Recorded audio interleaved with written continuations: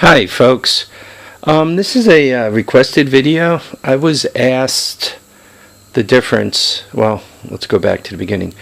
One of my subscribers has a 200M and he wanted to know the difference, specifically when it came to the plastic and fenders. You know, basically what could he smash onto this 200M that will also fit. Well, there's always the long and short answer to every question. The short answer is 200M and the 200ES look like they are easily interchangeable. I'm not sure about the 200E. I don't think I have one of those with plastic on it, such that I can look at the plastic, right, and say, oh, it's a 200E. There's probably a 200E in here, but I'm just not seeing it at the moment.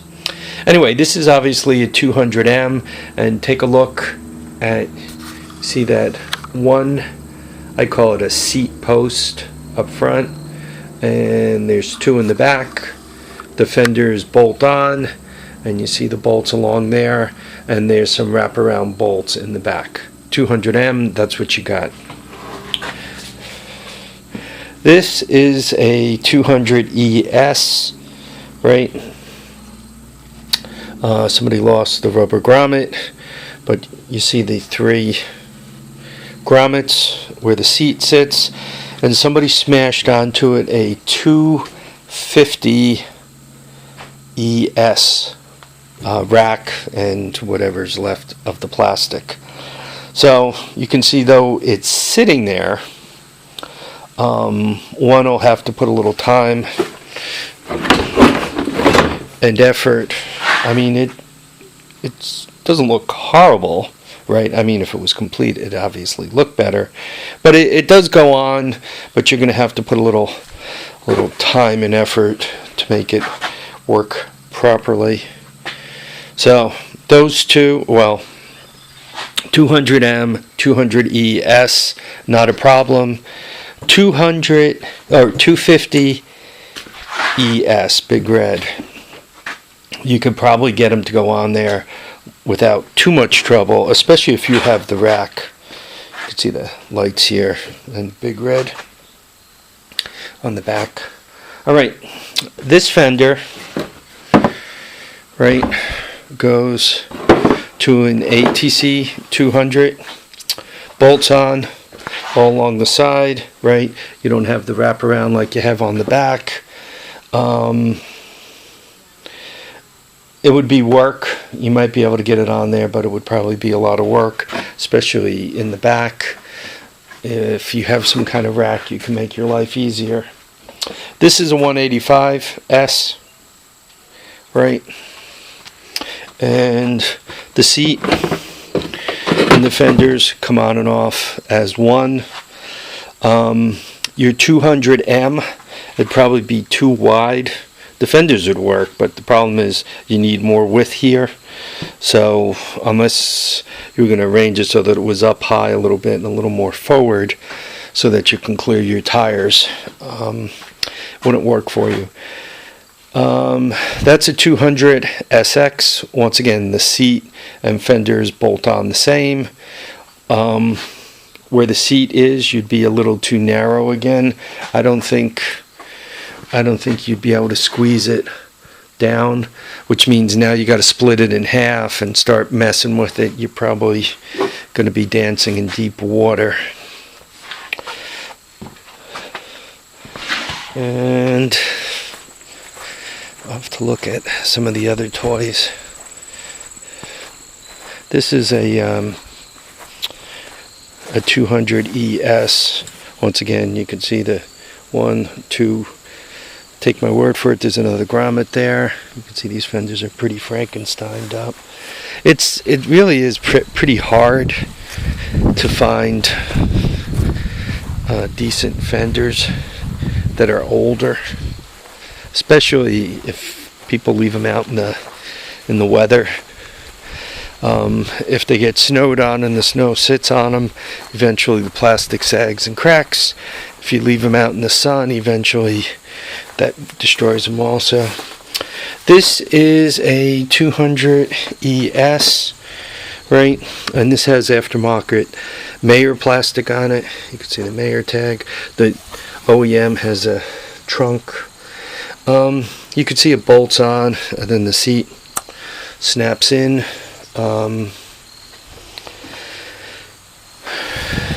What is this? This is also aftermarket plastic. I don't know if it's a 185 or 200. I really got to get these out of here.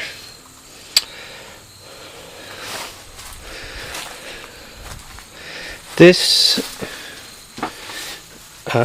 must be a ATC 200. You can see the big tires, no front suspension. The tires were supposed to do all the work.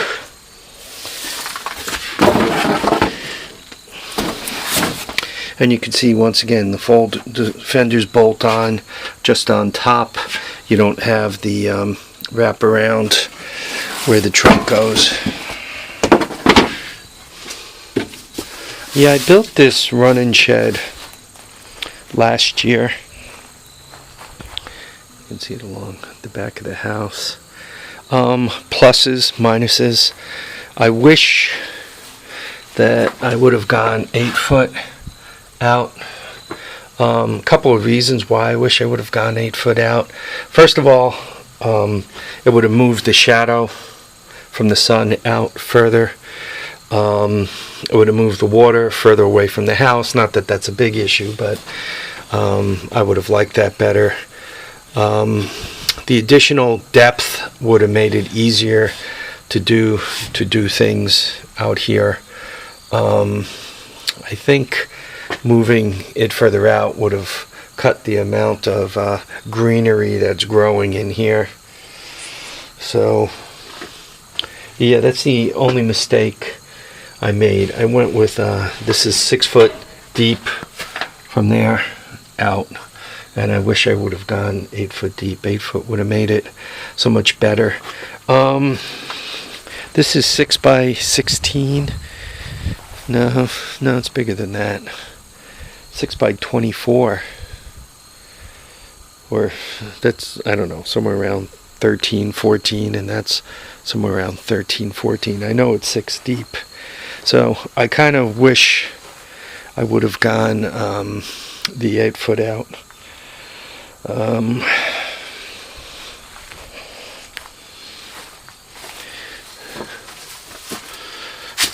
Yeah, the situation you run into when you get a hoard of stuff, you have a tendency not to want to really get rid of too much because you might need it someday. But the problem is when you don't get rid of stuff and you're still bringing stuff in. I mean, it's one thing if you're out in the boondocks of Alaska and you're lucky if you get a truck once a year, right? An old truck that somebody's discarding and they say, yo, haul it away. If you're only getting one item a year, you'll still build up a hoard, but you can kind of keep in front of it. If it's at a point where every year, like over the last 12 months, I brought in that Voyager, I brought in a new truck, I'm taking ownership of my son's car, the black Corolla, and the only one that left me, or is leaving me, well, 2 left. I guess the PT Cruiser left, and I guess the F-150 left. But net, I've added a car to the fleet. When it comes to bikes, I was trying to hold myself back to 1 a month, which is taking in too many bikes. But even holding myself back to 1 a month, I think I bought all of 2015's bikes before May, right? And since then, Stoney, I brought in the equivalent of 4 bikes from him. I just brought in one the other day. So this year, I haven't counted them, but if I had to guess, I probably brought in... Oh, and then the mini bikes, I brought in 4 mini bikes this year, right? Only one of them left, so a net of 3, but still. Yeah, this year I probably brought in 30 running or quasi-running, you know. These aren't exactly small, right? They're good-sized units. So even if you build a 6 by 24 as this is, or 6 by 26, you're full before you even put your first item in. It's already, or before you're screwing down your last piece of metal, it's already full. So pluses, minuses, It's great having a hoard. Love my hoard, but sometimes there's a bit much to it. By the way I built this, if anybody cares, I don't know. I built basically that bookend, the center bookend, and that bookend. That bookend is braced against the deck, so it doesn't want to teeter-totter over. And then you guys could see I got up in that corner, there's a brace, right? And just down to this. These guys here, the shelf, is actually structural. It's not just the shelf, it's actually structural to keep things going. And you can see by screwing it in to the center post there, it keeps things from rocking, right? So basically this bookend isn't rocking anywhere because it's braced against the deck.